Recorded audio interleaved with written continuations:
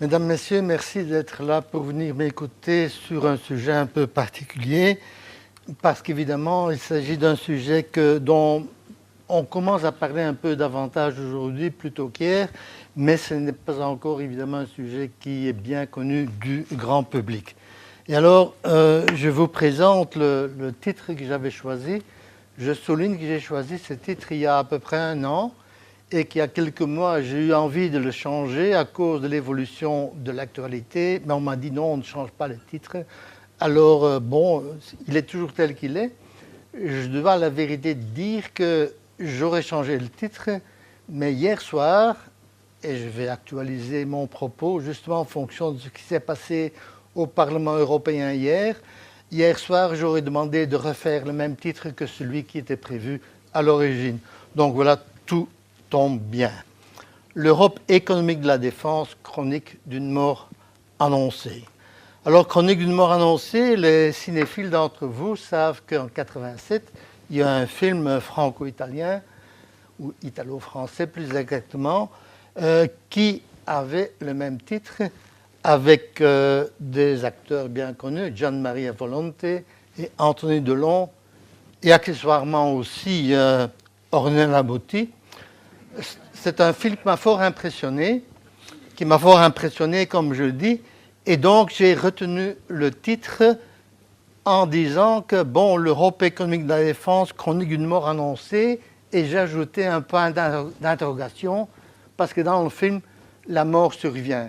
Ici, je ne sais pas, j'espère que non.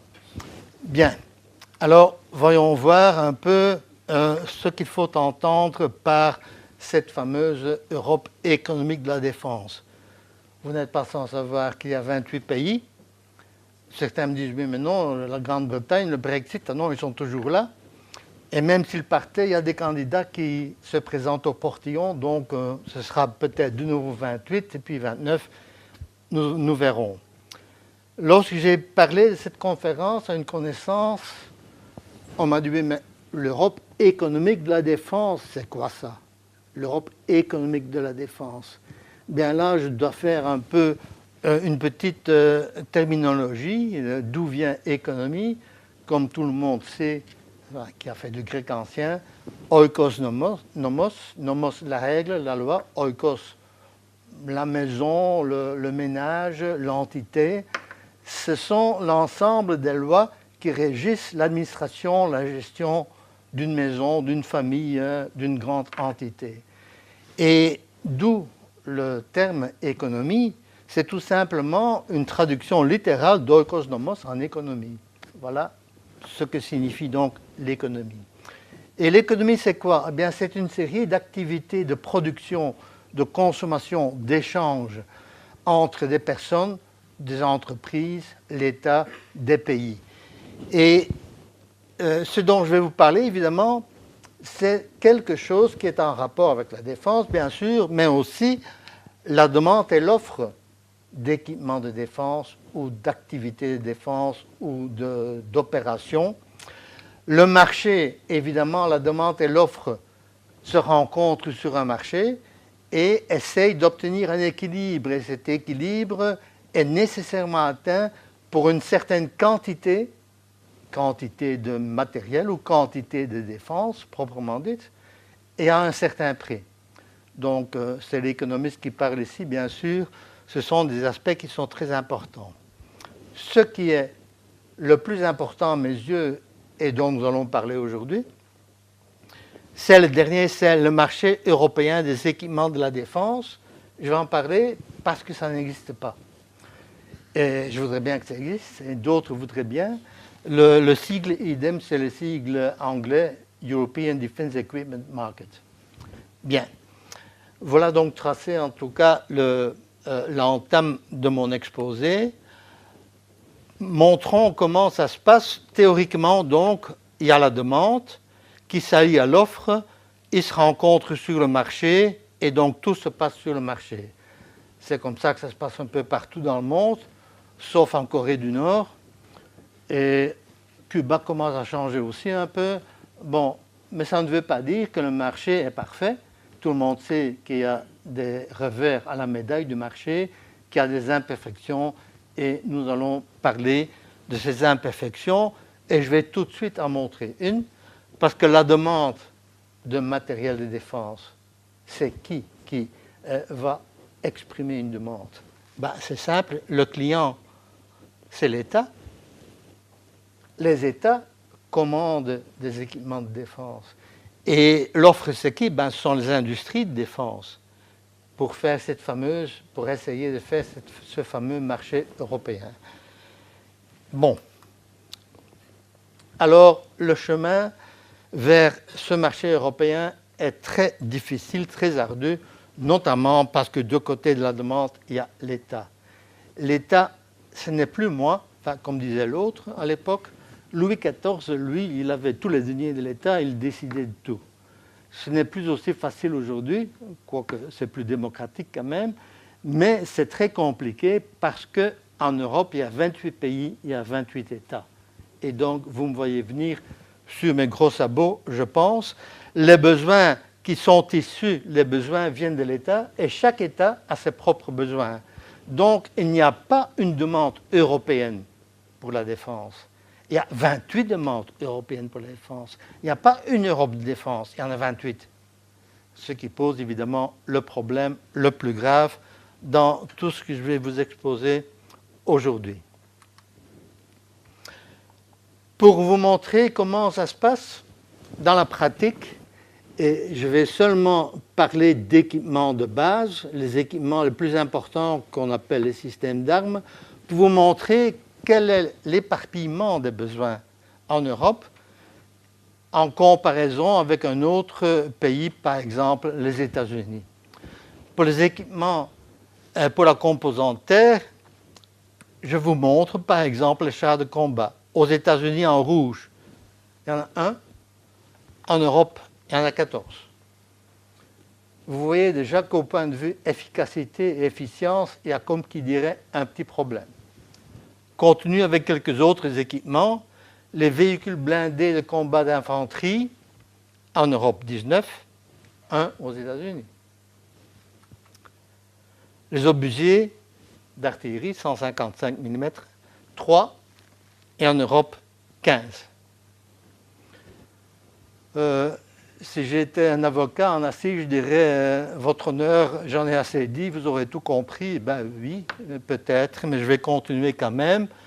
Pour la composante air, là, les avions de combat, et ce sont des avions de combat qui sont toujours en utilisation aujourd'hui, 6 et 16, les hélicoptères d'attaque 2, 5, les missiles anti-navires 1, 11, et les missiles RR 3, 13. Dans tous les cas, pour tous les grands systèmes, vous voyez donc quel est le problème européen. Et puisqu'un amiral dans la salle, je vais parler de la mer évidemment aussi. Les destroyers, les frégates, c'est pas mal, 29 en Europe contre 4. Les torpilles, 3,15. Les sous-marins classiques, alors là, les Américains n'en ont plus. Nous en avons 13. Et les sous-marins nucléaires, là, nous sommes à égalité avec les Américains. Et quand je dis nous, ce sont les Français et les Britanniques, bien sûr. Bien. Enfin, quand je dis bien, je parle plutôt mal, mais les systèmes d'armes en service, globalement, 27 aux États-Unis contre 154 en Europe. Et je fais une petite parenthèse linguistique. Quelqu'un m'a dit un jour, professeur, il y a une faute, il n'y a pas de S à armes. Non, ce n'est pas une faute. Parce que quand plusieurs armes sont intégrées dans ce que nous appelons une plateforme militaire, il n'y a plus qu'une seule arme. Il n'y a plus qu'un seul système. Donc l'arme est au singulier. D'ailleurs, dans les autres langues que le français, c'est toujours au singulier. Je ne sais pas pourquoi en français, souvent, on écrit cela avec un S. Bon. Quels sont les objectifs de l'Union européenne pour arriver à ce qu'il faudrait pour avoir une économie de défense un marché économique de la défense efficace et efficient. Ben, je ne vais rien inventer. Je vais vous dire exactement la même chose que ce qu'on apprend dans toutes les facultés d'économie ou de gestion, des choses que l'on fait pour n'importe quel marché. Ben, il faut que le marché soit transparent, que chacun sache exactement ce qui s'y passe, exactement ce qu'on demande, exactement ce qu'on propose, exactement comment on produit, avec quelle technologie, et exactement quel est le prix, dans la plus grande transparence possible. Là, je dois dire que malheureusement, ce n'est pas le cas. Les marchés doivent être ouverts à tous. Ça commence à aller beaucoup mieux qu'auparavant, encore qu'il y ait quelques obstacles. Mais enfin bon, il faut que n'importe qui veut se présenter sur le marché, du côté de la demande et surtout du côté de l'offre, puisse le faire, sans restriction. Même si d'aucuns me disent, oui, mais il s'agit de la sécurité, on ne peut pas faire n'importe quoi, on ne peut pas demander, par exemple, j'invente, à un pays membre de l'Union européenne d'acheter un avion russe. Je me demande pourquoi. Enfin bon, donc là, c'est vrai, il y a quelques restrictions qui ont à voir avec une saine protection de la sécurité interne, mais pour le reste, au sein de l'Europe, en tout cas, il ne peut pas y avoir cette restriction-là. Tout cela, c'est très bien, les deux éléments de base, je dirais presque philosophiques de base. Malheureusement, pour pouvoir travailler ensemble, acheter ensemble et utiliser ensemble les différents équipements, il faut harmoniser les besoins. Il faut que chaque pays puisse exprimer des besoins qui soient, sinon identiques, du moins compatibles. Bon, je ne vais pas trop aller dans les détails des exemples, mais bon, vous savez très bien que la Belgique, par exemple, est en train de songer à acheter des avions de combat. La Belgique le fait seule. Alors qu'il y a d'autres pays européens qui font la même chose. Certains vont acheter les mêmes, d'autres non. Pourquoi ne pas le faire ensemble? Alors certains me disent, oui, mais on a quand même acheté les F-16 dans les années 70 à 4 pays européens. La Belgique, les Pays-Bas, le Danemark et la Norvège. Quel bel exemple d'harmonisation. Excusez-moi, mais je trouvais ça quand même un mauvais exemple, non seulement de manque de harmonisation, et même de standardisation, parce qu'il faut savoir que le F-16 remplaçait le F-104G, qui volait dans 11 pays. Donc on passe de 11 pays à 4, ce n'est pas un bel exemple. Maintenant on passe de 4 à 1, ou 2, ou 3 d'un autre côté, on verra bien qui va choisir quoi. Ce n'est toujours pas l'idéal.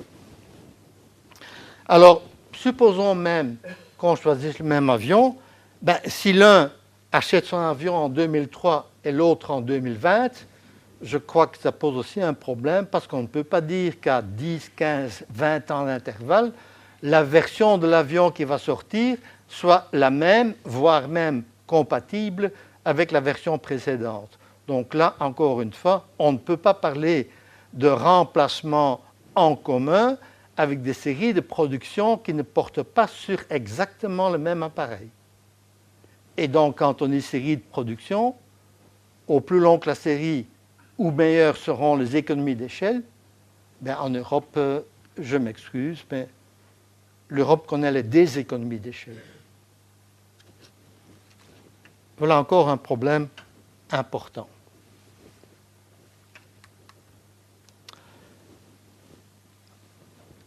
Je vais vous dire quelques mots de l'intégration européenne, donc je ne vais pas vous faire un cours sur toute l'intégration européenne, mais je vais vous parler de quelque chose qui aurait pu nous aider et qui aurait pu faire en sorte que je n'ai pas besoin de faire cette conférence aujourd'hui.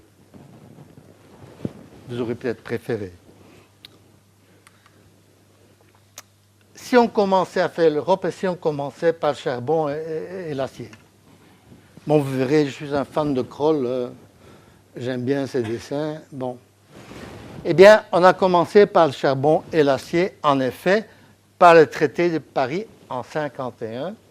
Et c'était la première communauté européenne qu'on ait mis sur pied avec les pays fondateurs, comme on dit, donc les 6 pays que voilà, le Benelux, la France, ce qui est important, l'Allemagne et l'Italie. Les ennemis de la guerre, à peine 6 ans après la fin de la guerre, ils étaient déjà inclus dans une communauté. Ce qui, évidemment, est un bel exemple, non seulement au plan économique, mais aussi politique et diplomatique. Bon, mais ce n'est pas de ça, ce n'est pas de la CK que je vais vous parler. Je veux vous parler d'une occasion ratée.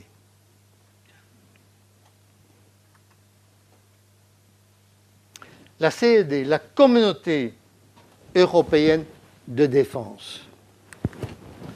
Un Français que vous voyez là, du nom de René Pleven, qui était ministre de la Défense, qui est devenu par après président du Conseil, à l'époque c'était le Premier ministre, et qui avait proposé un plan Pleven, que je vais vous détailler tout de suite, mais je vais d'abord vous montrer quels sont les pays qui participaient. Les mêmes, les pays fondateurs de la CK, et là vous voyez que j'ai le drapeau français entre parenthèses, vous verrez tout de suite pourquoi. La CED, la Communauté européenne de défense, qu'est-ce que c'était? Eh bien, tout d'abord, c'était la constitution d'une véritable armée européenne. Oh, je sais, on en parle aujourd'hui pas mal, hein, c'est devenu un peu l'habitude. Ce n'est pas du tout de cela qu'on parle aujourd'hui. Ici, je parle d'une véritable armée européenne qui était un organisme supranational. Il n'y a rien de supranational ici, pour l'instant, sauf en matière agricole et sauf en matière monétaire pour les 19 membres. Donc vous voyez que c'est assez différent comme approche. C'était différent comme approche. Le traité de Paris a été signé le 27 mai 1952, donc à peine un an après le traité de Paris pour la CK. Les 6 pays membres, les gouvernements des 6 pays membres ont signé ce traité. Très bien. Que s'est-il passé après? La mort de Staline en 1953. Oh, vous allez me dire, qu'est-ce que Staline a à voir avec cela? Vous verrez. Et un deuxième événement, la déroute de l'armée française à Dien Bien Phu, en Indochine. Et c'est cela qui a coulé la CED. Pourquoi? Eh bien, en 1954, au mois d'août 1954, le traité devait être ratifié par le Parlement français. Les 5 autres pays avaient déjà ratifié le traité. Donc là, tout le monde se disait, ça y est, on aura une CED. En août 1954, il y a un changement de gouvernement. Les pro-européens sont mis en opposition et le nouveau président du Conseil, Pierre Mendès France, était opposé à la CED. Deuxièmement, les communistes étaient contre une armée européenne parce qu'elle allait servir à attaquer l'Union soviétique. Les 6 pays dont je parle là, très clair, l'Union soviétique, on n'en aurait fait qu'une bouchée. Deuxième, donc avec Staline mort, c'était l'occasion pour profiter de l'instabilité soviétique pour les attaquer avec cette armée européenne. Deuxième élément, la défaite de l'armée française à Dien Bien Phu. Les gaullistes, le général en tête, disaient ah oui mais non, si maintenant on va dissoudre l'armée française dans une armée européenne, c'est une insulte pour nos soldats, c'est une insulte pour cette belle armée, etc. Bon, vous savez comment il parlait, je vous ai compris. C'est une véritable insulte, donc je suis contre. Et donc, le jour même, le 30 août 1954, au vote de l'Assemblée nationale, les gaullistes et les communistes ont ensemble voté contre ce plan. Gaullistes, communistes, il n'y avait pas plus d'opposition possible dans le Parlement français de l'époque, mais là, j'étais bien d'accord. Ils ont donc torpillé cette CED, et quand le vote était connu, les communistes se sont levés et les gaullistes se sont levés, ils ont chanté la Marseillaise. Bien. Bon, à l'époque, malgré ce que vous voyez, j'étais encore trop jeune pour m'en rendre compte, mais enfin, j'aurais été fort, Marie, d'avoir vu ce résultat. Bon, vous savez qu'en 1957, le traité de Rome a institué 2 autres communautés, dont je ne vais pas parler tout de suite, en tout cas pas directement, mais dont nous aurions pu avoir en 1958, dès 1958, 4 communautés, dont une qui était supranationale, la CED. L'armée européenne aurait eu un seul commandant en chef. Il y aurait eu un seul ministre de la Défense européen. Je vous pose la question, vous qui suivez l'actualité, vous verriez ça aujourd'hui? Un ministre européen, quel qu'il soit, pour quoi que ce soit, mais pour la défense, sûrement pas. De Gaulle avait déjà dit, une armée européenne, oui, mais elle devait être commandée par un général français, bien sûr. Ouais. Bon. Vous savez qu'en 1966, à l'OTAN, c'était la même chose. En 1966, De Gaulle avait dit, bon, moi, je ne suis pas d'accord pour que une activité militaire intégrée à l'OTAN soit dirigée par un non-français, que ce soit un ministre ou un général ou n'importe. Donc, il a demandé à l'OTAN de déménager son quartier général, une excellente chose pour nous, puisqu'il est venu ici, à tous les points de vue, politique, militaire, économique. Soit dit en parenthèse, on me dit souvent que la France a quitté l'OTAN en 1966. C'est faux, la France a continué à être membre de l'OTAN, mais a quitté l'organisation intégrée militaire. Ce qui veut dire que lorsque le comité militaire, par exemple, se réunissait, la France était là en tant qu'observateur et n'avait pas de droit de vote, mais participait à tout. Et d'ailleurs, la France a même participé à des missions de l'OTAN, a mis à la disposition de l'OTAN des troupes sans être membre de l'organisation militaire intégrée, mais tout en étant toujours membre, bien sûr. Bien, après cette parenthèse, encore une, voyons un peu les contraintes économiques qui ont découlé quand même du traité de Rome pour l'instauration de la communauté économique. C'est bizarre, mais c'est comme ça. La communauté économique, je vais être très elliptique ici, visait à ouvrir les frontières, à commercer le plus possible entre tous les pays membres et à donc essayer d'arriver à une union économique. On y est théoriquement, mais enfin bon, à ce moment-là, c'était assez loin. Et donc tous les articles du traité de Rome disaient, bien, il faut intégrer, il faut tout faire en commun.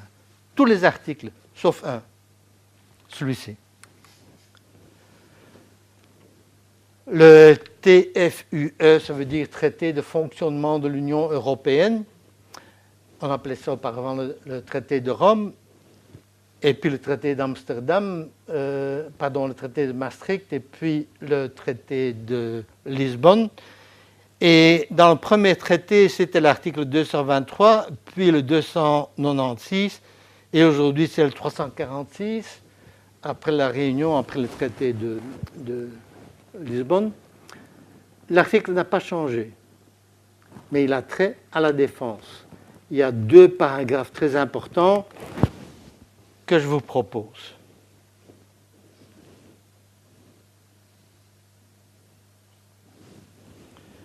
Ça veut dire, mesdames, messieurs, que tous les autres articles du traité de Rome sont nuls et non avenus pour ce qui concerne la sécurité, donc la défense. Deuxième alinéa.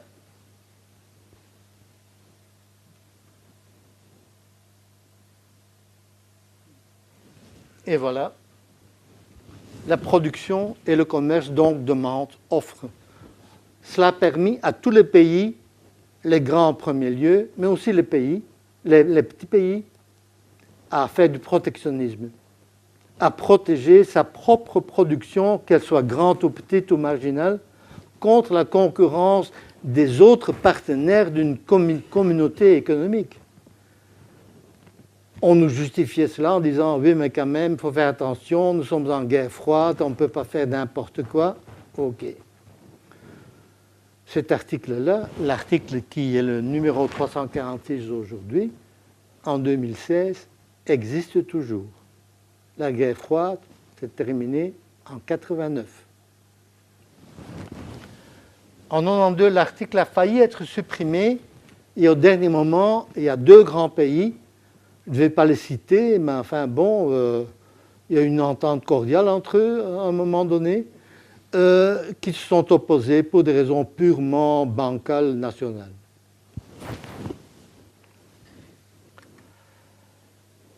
Il y a eu le traité de Lisbonne en 2007, et ce traité m'a fait plaisir parce que ce traité a instauré une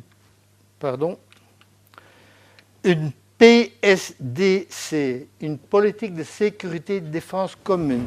C'est la première fois que dans un traité, on parle de politique de défense, de sécurité et de défense commune, comme la politique agricole commune, comme la politique monétaire commune. Et donc, auparavant, on parlait d'initiative, de défense, etc. Non, ici, une politique. Donc, dans le traité, sur papier, c'était parfait. C'était parfait en 2007. C'est toujours parfait aujourd'hui, mais j'attends toujours. J'attends toujours. Enfin bon, il faut en parler. Il faut en parler parce que je vais de nouveau vous montrer les deux articles, les deux alinéas de l'article 346, dont je ne change pas un mot, mais où je vais changer la couleur de certains termes. Et vous aurez compris que politiquement, diplomatiquement, tout change ou tout peut changer. Toujours le même article.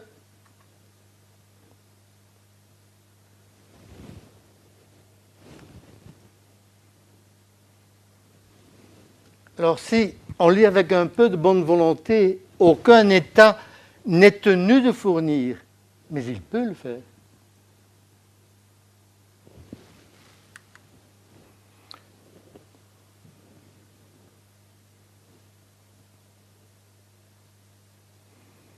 Tout État membre peut protéger, mais ne doit pas le faire.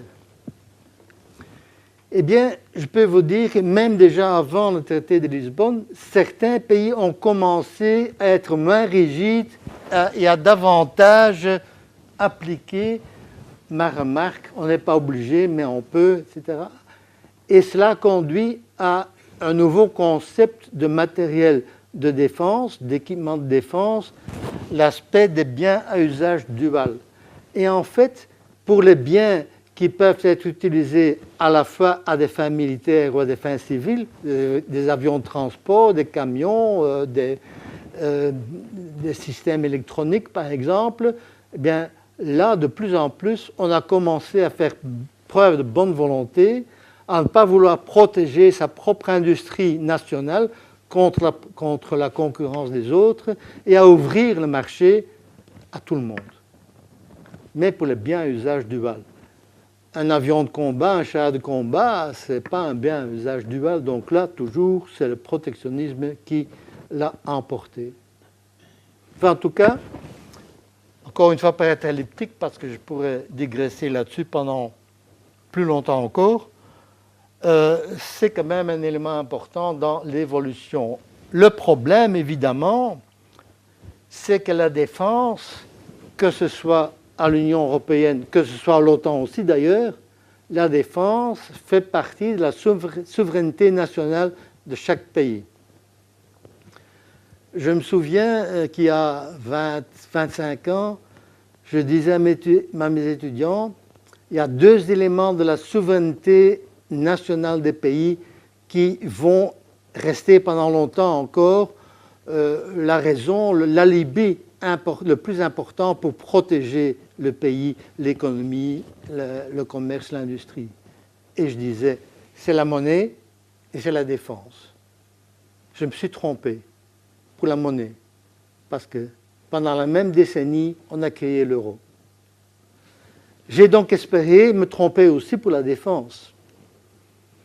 Et je suis constant là-dedans. J'espère toujours.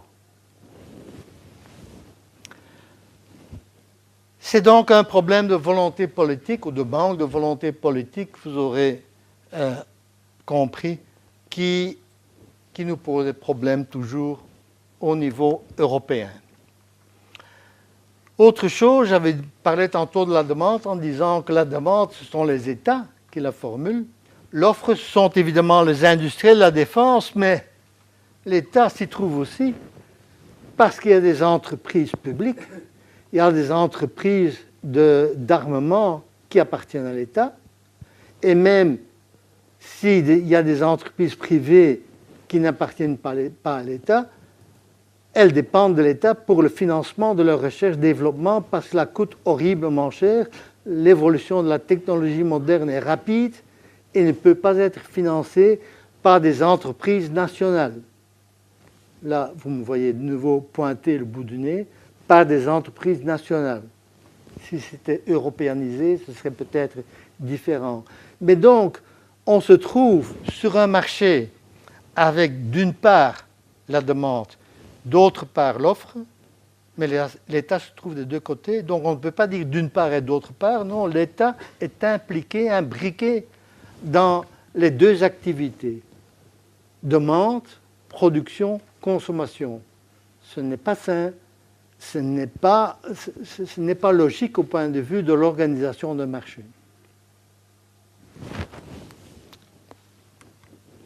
Ah mais pardon, j'oubliais de vous donner la signification de ce sigle.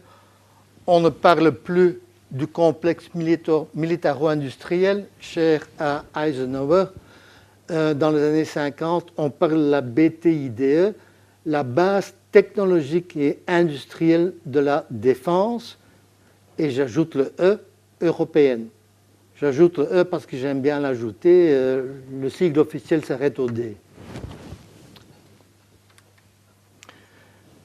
Il y a quelques succès, il y a quelques matériels qui ont été construits en commun. Par exemple, le fameux A400M que nous avons commandé et qui va arriver d'ici 3-4 ans, que même le Grand-Duché de Luxembourg a commandé en un exemplaire. Il ne faut pas rire, le Grand-Duché aura une force aérienne. D'ailleurs, ses pilotes sont à l'entraînement déjà ici à Bruxelles pour piloter le futur A400M qu'ils auront. Et évidemment, c'est en Belgique que cet avion sera réparé, entretenu, etc. Enfin, le Luxembourg aura une force aérienne, d'autant plus que la semaine passée, ils ont décidé, avec les Néerlandais, d'acheter un avion ravitailleur en vol, donc pour les avions de combat. Un autre exemple, c'est le Tigre, le fameux hélicoptère d'origine allemande, mais qui est devenu donc multinational. Voilà. Je ne donne que quelques exemples. Hein. Le Cobra, c'est un radar contre batterie, contre l'artillerie. Le Boxer, donc un véhicule blindé d'infanterie. Et encore une fois, pour faire plaisir à l'amiral, la FREM, la fameuse frégate, n'est-ce pas? Multimission. Voilà. Donc, je ne veux pas dire qu'il n'y a rien. Il y a des initiatives. Je ne dirais pas qu'elles sont européennes. Elles sont multinationales entre 2, 3, 4 pays. Ce n'est pas encore européen. Et peut-être que si l'Union européenne n'existait pas, elle aurait quand même existé pour une initiative entre quelques pays. Donc voilà, l'Union européenne ne joue pas suffisamment son rôle ou le rôle qu'elle aurait pu ou qu'elle aurait dû jouer là-dedans. Qu'est-ce que ça représente la BTIDE? Emploi direct 500 000. Emploi indirect 1 200 000, avec un chiffre d'affaires de presque 100 milliards d'euros et plus de 1350 PME. Ce n'est donc pas négligeable. Ce n'est pas négligeable, mais j'ouvre une petite parenthèse pour la fermer dans quelques minutes. Ce n'est pas négligeable, mais c'est trop. Je vous dirai pourquoi.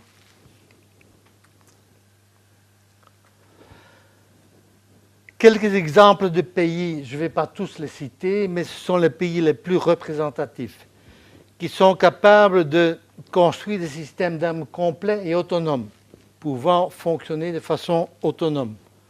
2 pays seulement.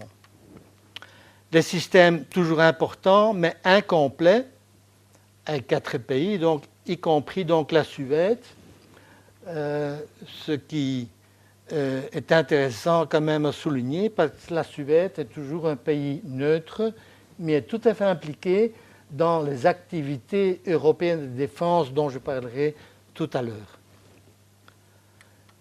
Alors les pays qui se sont spécialisés dans certains domaines particuliers, avec, bon, c'est en même temps un coup de rappel pour les drapeaux nationaux, évidemment. À part la Finlande, vous avez l'Autriche. Alors, il y a des industries peu développées qui ne sont capables que de fabriquer quelques composants ou sous-systèmes. Voilà le Danemark, la Grèce et le Portugal. Alors, quelques pays qui n'ont pas du tout de production d'armement, le Luxembourg et l'Irlande. Voilà quelques exemples.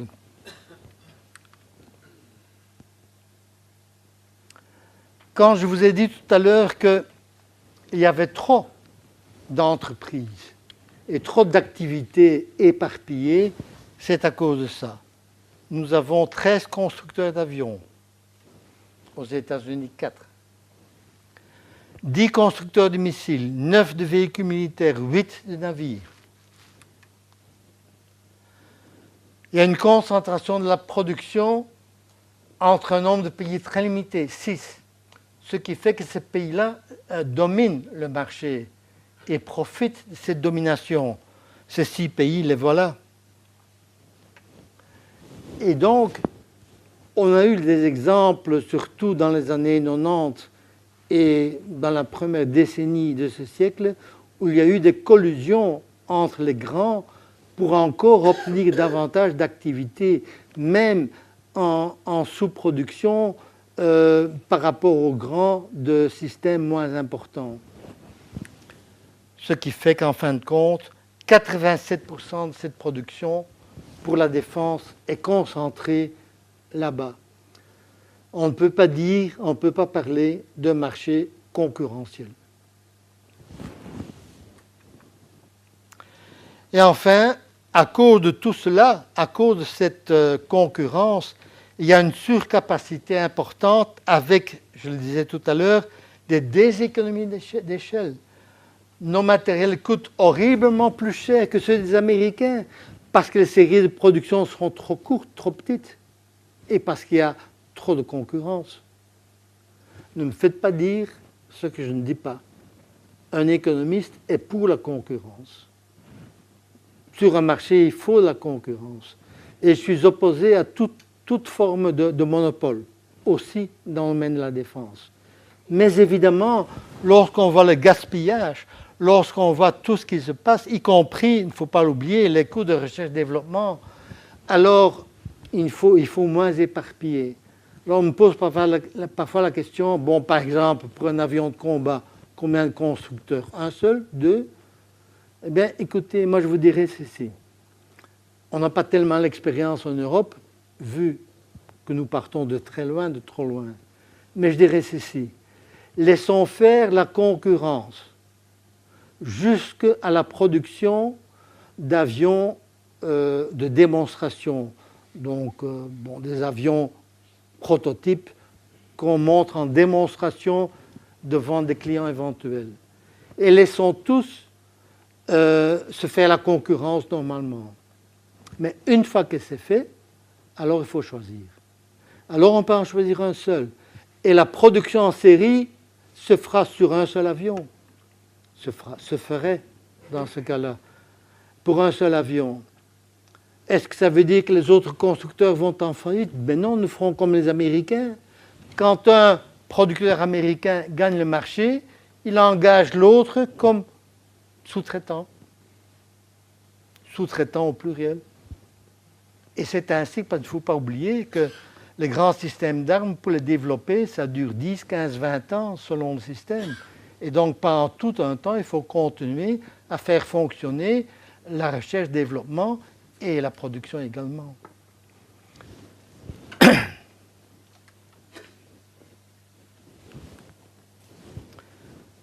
Je suis en Belgique. La Belgique est championne du monde, non pas de football, pour les compensations économiques. Quand j'ai fait ma thèse de doctorat, dans les années 70, je parlais déjà de ce que j'observais sur le terrain des compensations économiques et je n'aimais pas. Et je n'aimais pas et j'étais contre et je le disais et je le publiais et tout le monde était contre moi parce que tout le monde, les politiques, les militaires, les économistes disaient ben non, les compensations nous permettent de profiter d'un achat en recevant en retour des commandes dans nos industries. C'est pas bien ça, si c'est très bien, sauf que c'est une arme fatale parce que ça permet justement de fermer les frontières. Parce que ça permet justement de tuer ceux qu'on veut tuer, les petits, même pas les petits, peut-être les moyens aussi, et d'arriver à une situation où très peu de pays parviennent à dominer le marché. En bleu, vous avez les avantages. L'emploi, évidemment, on importe de l'emploi au lieu de tout faire fabriquer dans un autre pays producteur, eh bien, on fabrique une partie chez nous. Pour les F-16, tous les moteurs, non seulement les nôtres, mais ceux d'autres pays, ont été fabriqués chez nous. Ça a créé de l'emploi, ça a créé de la valeur ajoutée, ça a créé un savoir-faire technologique nouveau. Très bien. Le chiffre d'affaires dans le secteur a augmenté, très bien. Mais seulement, je m'excuse pour le néologisme, le court-termisme, tout se passe à court terme. Les compensations économiques, on les reçoit pour un contrat bien déterminé. Quand le contrat est terminé, tout est terminé. Et pour un autre contrat, quelques années plus tard, il faut recommencer à discuter, à négocier à partir de zéro. C'est frustrant. Il n'y a pas de politique industrielle à long terme, donc, et pas de standardisation, puisque chaque pays essaye d'obtenir un maximum de compensation pour soi-même. Et quand je dis chaque pays, il y a des pays en Europe qui sont régionalisés. Je ne sais pas si vous voyez de quel pays je parle. Et au sein de ces pays-là, il y a une concurrence pour obtenir les compensations, une concurrence farouche, effrénée entre les régions. Il y a même des régions qui disent, oui, mais si en achetant cet équipement-là, moi, région une telle, je n'obtiens pas 70% de compensation, alors on n'achète pas cet avion. Oh, j'en ai dit trop. Alors bon, on achète un avion militaire, non pas pour satisfaire les besoins de l'armée, mais pour satisfaire les besoins des compensations économiques d'une région. Où est la logique? Bien, je suis un peu plus à l'aise pour en parler aujourd'hui, parce qu'au fil du temps, de plus en plus de gens se sont dit oui, en fait c'est vrai, et surtout depuis la fin de la guerre froide et aujourd'hui, dans les années 90, c'était un sujet très couru dans les colloques internationaux d'économie et de défense. Et bon, j'ai pu voyager un peu et raconter un peu ce que j'en pensais dans beaucoup de pays. Et aujourd'hui, pour les économistes, c'est très clair. Pour les politiques, ça commence aussi, pour les militaires aussi. Mais ce n'est pas fini. En 2009, les offsets, c'est le terme anglais pour compensations économiques, ont été proscrits par une circulaire de la Commission européenne. Alors là, quand j'ai entendu cela, j'ai évidemment été très content, mais il y a une petite restriction, c'est que un pays peut toujours faire appel à des compensations, donc au protectionnisme, disons-le comme c'est.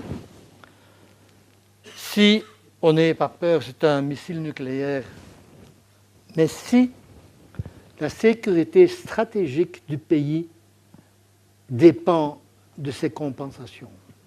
Bon.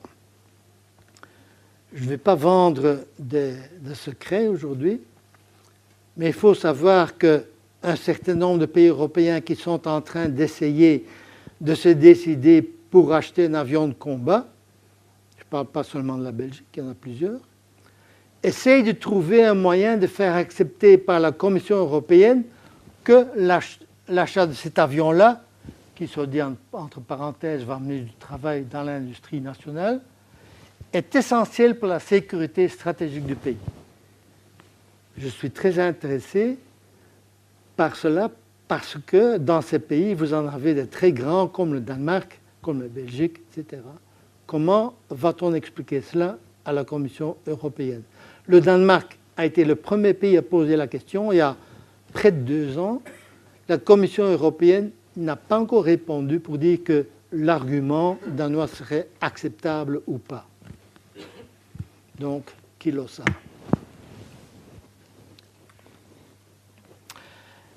Nous avons en Europe une agence européenne de défense, European Defence Agency, qui est appelée à mettre en commun une série d'activités de production, de recherche et de production de matériel de défense.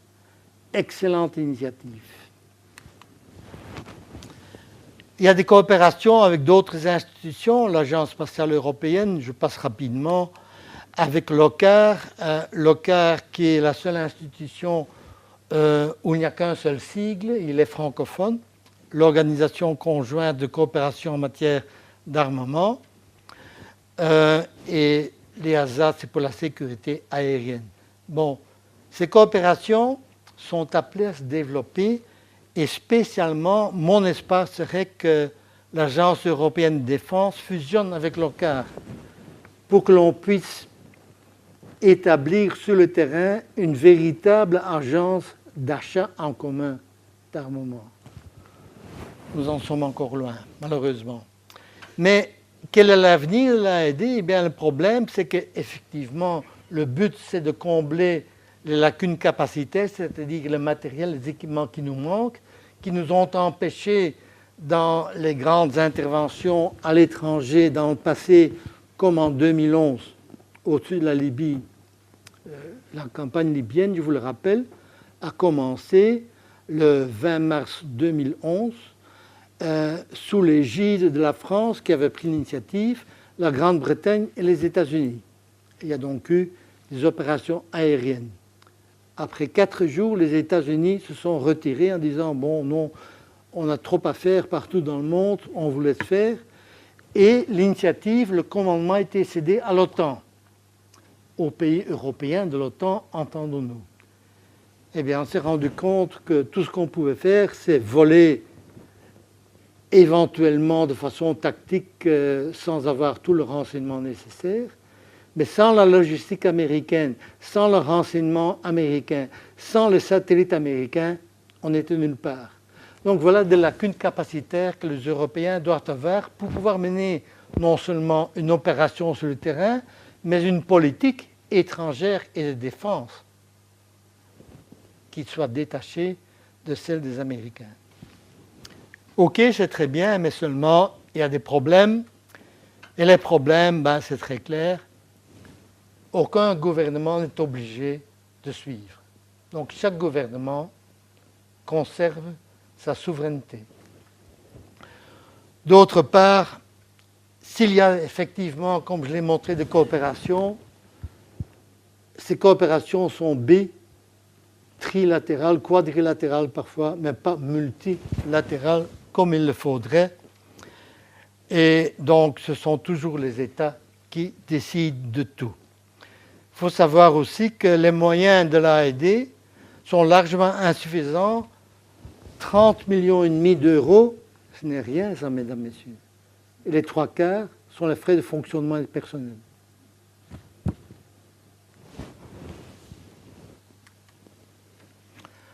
Là encore une fois, j'accuse les États de ne pas avoir la volonté politique. Les contraintes. Quelques comparaisons encore. Parce qu'on me dit l'Europe n'a pas les moyens des États-Unis. Ben, ça dépend. Ça dépend de quoi on parle. Voilà d'abord le PIB en milliards. En bleu, ce sera l'Europe. En rouge, les États-Unis. Le PIB en milliards. Nous les battons largement. Hein. La population, l'Europe n'est pas si petite que ça en comparaison des États-Unis. Sauf si on parle d'autre chose, évidemment, comme par exemple les dépenses de défense par rapport au PIB en pourcentage. C'est un taux qui montre très bien quel est le fardeau économique de la défense. Parce qu'en pourcentage, ça veut dire que la défense pèse sur l'économie, donc sur tout ce que l'on produit. Bien là, évidemment, la tendance est tout à fait différente.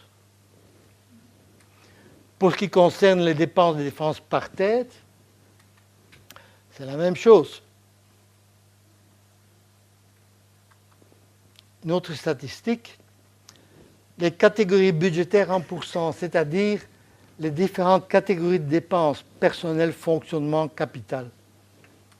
Regardez, en Europe, nous dépensons nos budgets de défense pour une part très large, beaucoup trop large pour le personnel. C'est le cas en Belgique, notamment aussi, 68%. Et donc là, nous battons, entre guillemets, les Américains. Mais pour le fonctionnement, donc l'entraînement, les manœuvres, les opérations, nous en faisons beaucoup moins. Pour le capital, c'est-à-dire l'achat d'équipements aussi, ça sont les divers, n'en parlons pas. La répartition du personnel, ça c'est très intéressant, mesdames, messieurs. Je commence en 2006. Les derniers chiffres qui ont été consolidés datent de 2011, mais les tendances sont les mêmes. Voilà, le personnel total pour la défense, eh bien, en 2006, nous avions plus de personnel à la défense que les États-Unis. Là aussi, ça fluctue un peu chez eux. Mais j'attire votre attention ici dessus. Nous avons davantage de militaires en Europe que les États-Unis. Les États-Unis ont davantage de civils qu'en Europe. Donc on a davantage de militaires. Et nous ne les déployons pas comme les États-Unis un peu partout dans le monde. Nous ne sommes pas les gendarmes du monde. Les États-Unis de moins en moins, mais bon. Alors, le nombre de troupes déployées, c'est logique, la conséquence est logique, voilà. Là, vous avez les totaux, ici, le pourcentage. Alors, bon, on dépense beaucoup pour la défense, beaucoup trop. Si on regarde chaque nation en particulier, pas si on regarde l'Europe en tant que telle. Et ce qu'on dépense va trop vers le personnel. Si un délégué syndical se trouve dans la salle, qu'il ne se méprenne pas, je parle au niveau tout à fait macroéconomique, je ne veux pas mettre à la porte quelque personnel que ce soit et je ne veux pas les mettre à la pension trop tôt, ni trop tard d'ailleurs.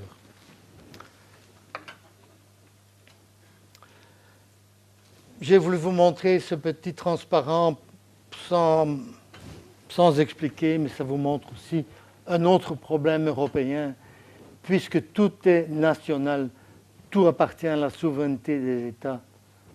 Ceci est la conclusion. Voilà.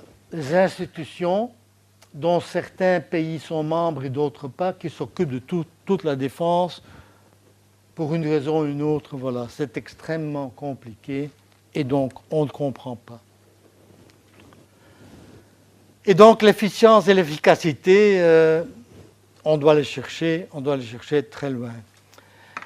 Un exemple, puisque les avions de combat, on en parle beaucoup, 3 avions européens, le Saab Gripen, on en fabrique 204 et on en a vendu jusqu'à présent 242, le Rafale de Dassault, l'Eurofighter, le Typhoon.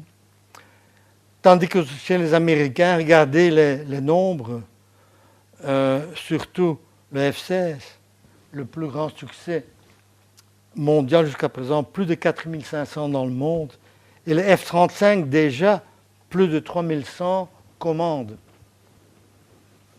Je ne tire pas de conclusion, je dis simplement que comme je parlais de déséconomie d'échelle et de coûts moyens moins élevés en fonction du nombre produits et vendus, nous sommes évidemment loin derrière. Et déjà, en intégrant tout cela, en choisissant un avion, déjà en ne faisant que cela, on pourrait nous rapprocher quelque peu, non pas du F-16, mais peut-être des autres avions américains.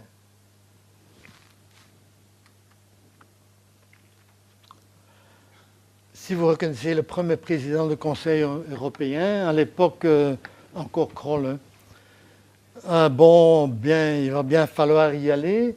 Et il a dit à un moment donné, oui, il faut davantage de défense en Europe. Bon. Et il faut donc faire du pooling and sharing. Ça, c'est une expression inventée par l'Europe. Et l'OTAN parle de smart defense. C'est tous les deux la même chose. J'explique tout de suite.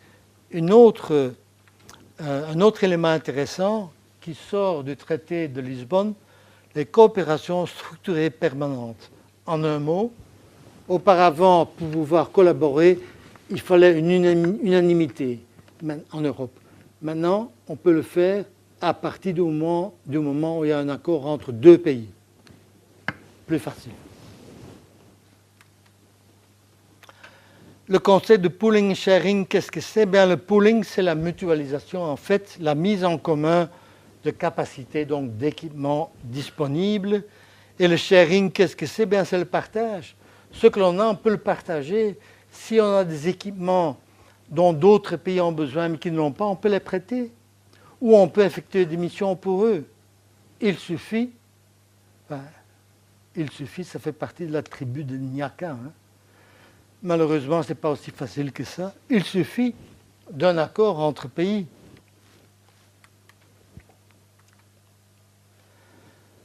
Ce ne sont pas des opérations qui tombent du ciel.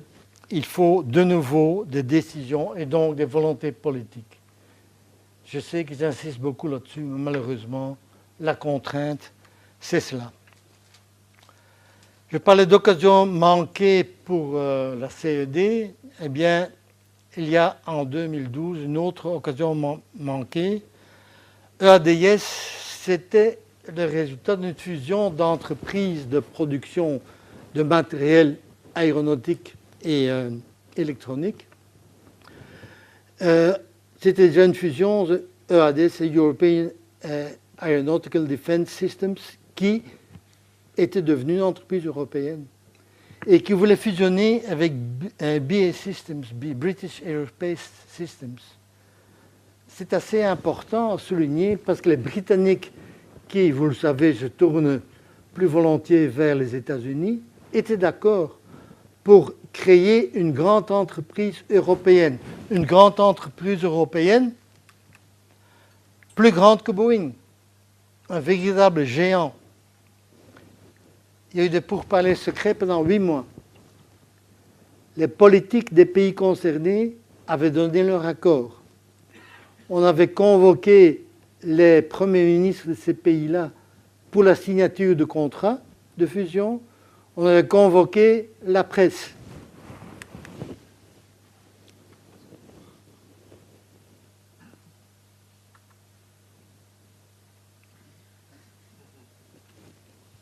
Pourquoi?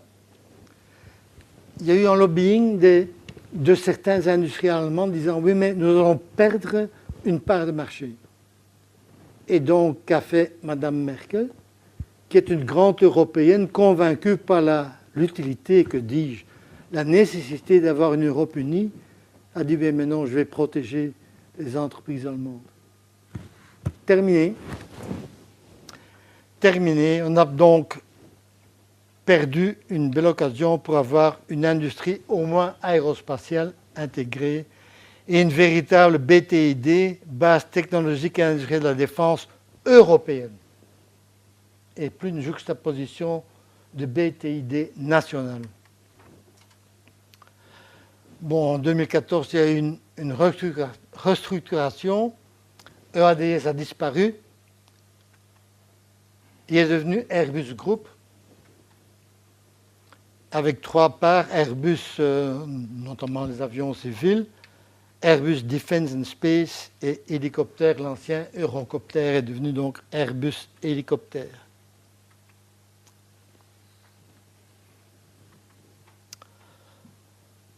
Ce que je veux donc, c'est pas ça, mais ça. Alors là, évidemment, j'actualise. J'aime bien le dessin, il est faux évidemment parce que ce n'est pas une étoile qui disparaît, parce qu'il n'y a que 12 étoiles.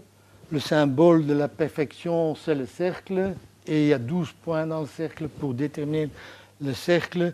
Donc ce n'est pas toute une étoile qui disparaît, mais enfin bon, le dessin était parlant, je trouve. Et alors évidemment, le problème était de savoir si on allait avoir un Brexit relativement entre amis ou très dur. Là, pour Mme Merkel, c'était dur. Hein. Vous voyez là, Cameron qui commande un café, eh ben, on fait payer, évidemment. C'est pas fini. Theresa May, première surprise, aux affaires étrangères, vous l'aurez reconnu.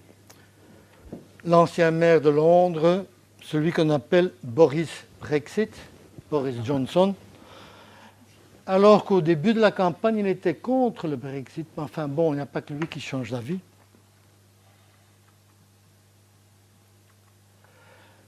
La Grande-Bretagne a toujours été en opposition avec l'Europe pour ce qui concerne la défense. Se tournait vers les États-Unis.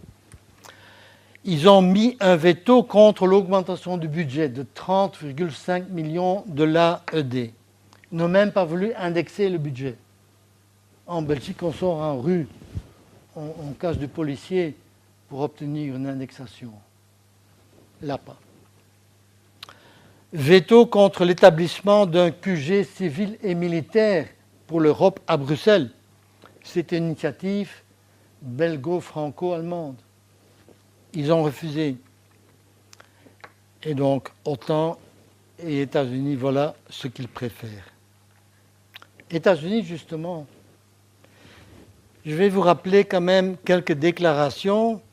Là-bas, c'est Robert Gates, le ministre de la Défense américain, qui est venu à l'OTAN faire un discours d'adieu en 2011, et il a dit ceci. Je vous laisse lire.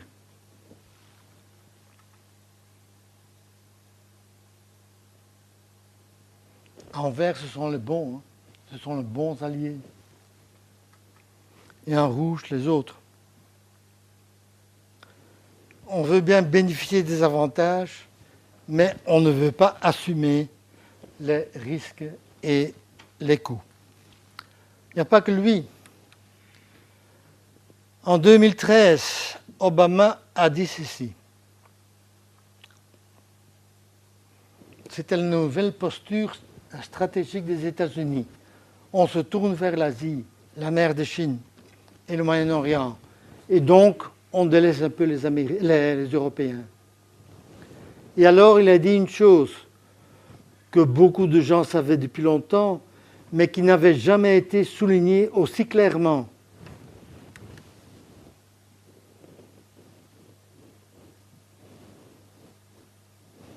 L'Europe resquille. Pour les anglophones, to free ride, resquilleurs, passagers clandestins de l'Alliance. C'est fini. Il faut que l'Europe prenne ses responsabilités. Un an plus tard, la situation stratégique change. Il y a l'Ukraine, et la Russie qui va faire un petit tour du côté de l'Ukraine. L'Ukraine, c'est l'Europe. C'est à la frontière de l'Union européenne. Il revient. Autre photo. Je vais d'abord vous rappeler encore une fois les deux phrases, hein, parce qu'il va dire autre chose. Il revient à Bruxelles le 26 mars. Il dit ceci. Et la première chose qu'il dit, ça m'a fait énormément plaisir.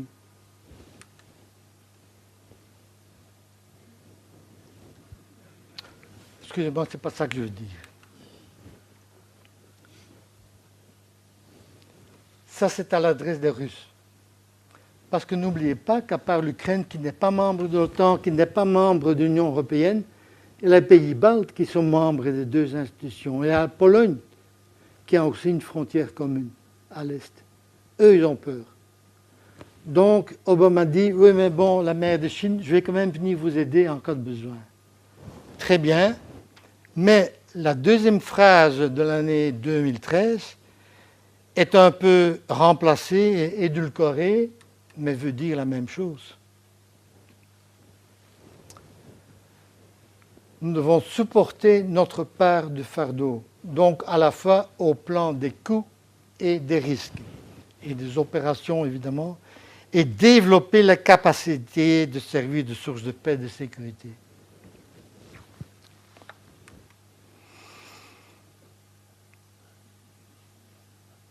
J'actualise. Hein. Voilà ce qu'il a dit pendant sa campagne. Oui, il a dit les deux. Hein. À deux moments différents, il a dit que les USA doivent diminuer les dépenses de défense, et puis un moment après, il a dit augmenter, mais pas pour l'Europe. Pas pour l'Europe. Les alliés restent qui? Voilà, il a copié Obama. Bon, alors, qu'est-ce qu'il faut en penser, mesdames, messieurs? Est-ce qu'on verra un US exit de l'OTAN, comme d'aucuns lui prêtent l'intention, en tout cas en partie, en Europe?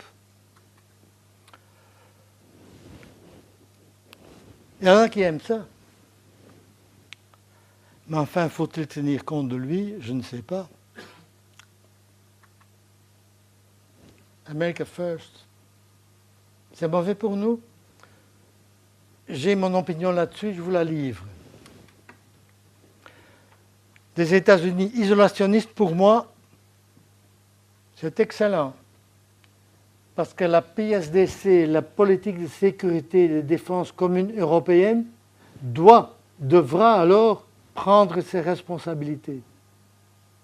C'est peut-être l'occasion pour conscientiser, pour utiliser ce mauvais verbe, les Européens.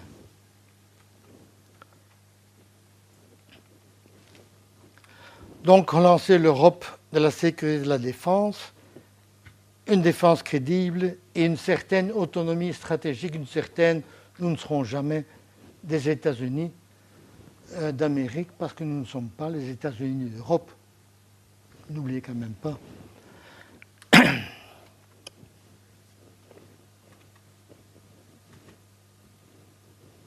Qu'est-ce qu'il a encore dit? On lui a demandé les États baltes. Est-ce qu'ils payent assez à l'OTAN? Non, je n'interviens pas pour les défendre. Les pays baltes ont peur. Ils sont attaqués tous les jours, pas de façon militaire, mais de façon cybernétique. Tous les jours.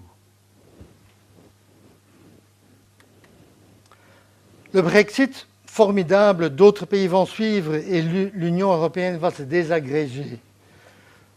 J'espère qu'il a autant raison pour ça que pour beaucoup d'autres choses.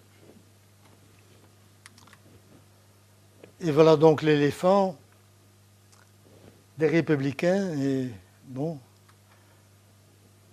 puisqu'on est dans la filmographie aujourd'hui, vous vous souvenez du film de Claude Zidi, je crois, L'éléphant trompe énormément, ou l'éléphant ça trompe énormément? Bon. Les solutions pour l'Europe, alors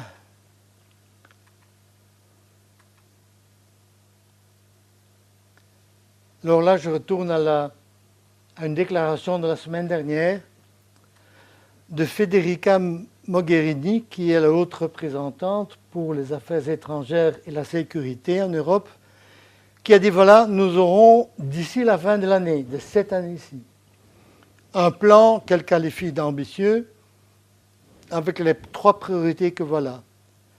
Pouvoir répondre aux conflits et crises externes, renforcer la capacité des équipements et protéger l'Union et ses citoyens. Bien. Plus dans le détail, sécurité externe et interne, terrorisme, renforcer la coopération, on verra. Les gouvernements n'ont pas encore approuvé. L'établissement d'un QG civil et militaire à Bruxelles, on revient avec ça, et créer une véritable industrie européenne de la défense et a-t-elle dit, nous allons augmenter terriblement le budget de l'AED de 30 millions et demi à 31 millions.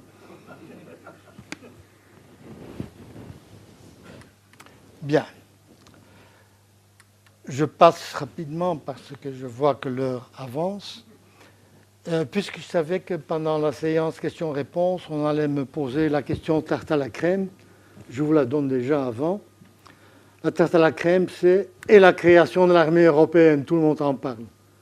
N'importe qui en parle. Voilà ce que j'en pense.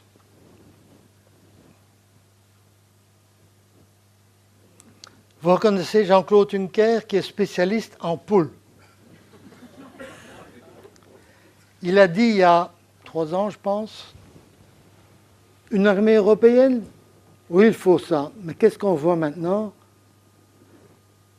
L'armée européenne telle qu'on la connaît maintenant, telle qu'elle pourrait exister demain, c'est une horde de poules. Oh non, ce n'est pas une horde de poules. C'est pire. Une horde de poules a davantage de capacités stratégiques que les militaires.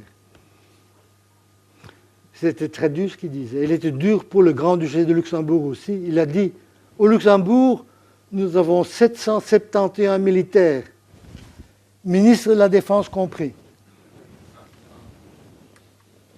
Bien. Donc les voilà. Hein.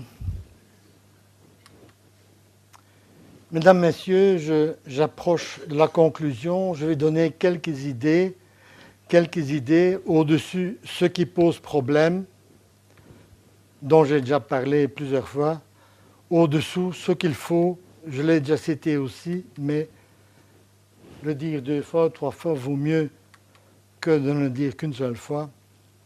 Voilà. Au niveau budgétaire, les budgets de la défense ne sont pas là en tant qu'objectif, en tant que moyen, en tant qu'outil pour essayer d'avoir une gestion financière convenable de la défense et non pas, comme c'est le cas maintenant, un obstacle pour une gestion efficiente de la défense. Et quand je dis ça, je n'ai pas encore tout dit, mais presque. Voilà ce qu'il faut en fait. Hein. Bon, si vous me permettez un petit dessin, il faut que le pouvoir d'achat des budgets évolue. Quand je dis évoluer, ça ne veut pas dire augmenter, ça veut dire être affecté de façon intelligente, efficace. Pour arriver à une politique budgétaire commune convenable et donc pour rendre l'Europe crédible dans ce domaine. L'Union européenne, avec la mutualisation et le partage et le personnel, voilà le problème. Une armée européenne, ce sera possible quand il y aura un seul ministre de la Défense européen, avec un seul commandement intégré européen. Et quand je dis ça, je me dis, donc quand il y aura un gouvernement européen, ce n'est pas demain la veille. Ce n'est pas pour ce siècle-ci. Intégrer la gestion budgétaire, je ne vois pas, même pas en gestion de soutien.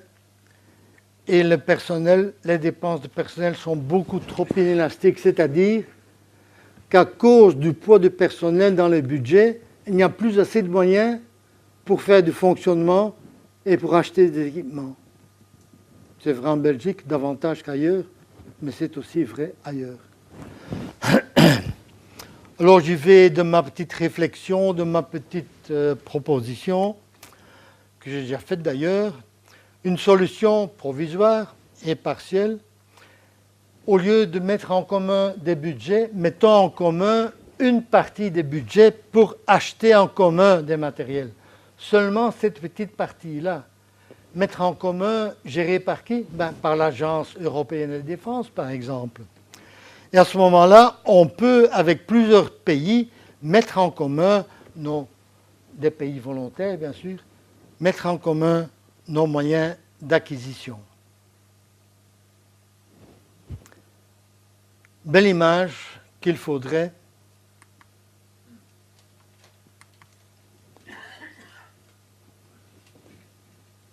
les anglo-saxons disent mutualisez, utilisez-le, ou alors vous perdez tout. Et quand on dit vous perdez tout, ben voilà.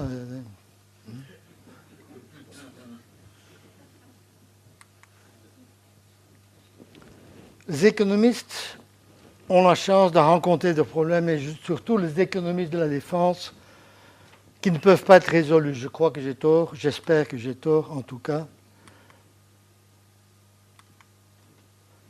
Et la filmographie encore peut-être, n'est-ce pas, la chronique d'une mort annoncée, mais le retour vers le futur, autre film que vous avez sûrement vu. Hier, le 22 du 11, pardon, j'ai dû faire ça en vitesse.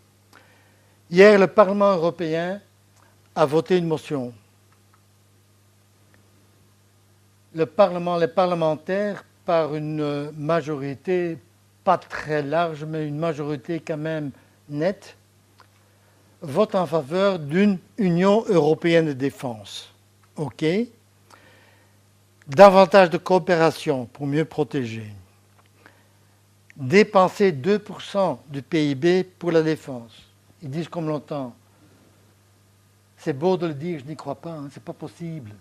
Mais enfin, on peut s'en rapprocher peut-être un peu davantage.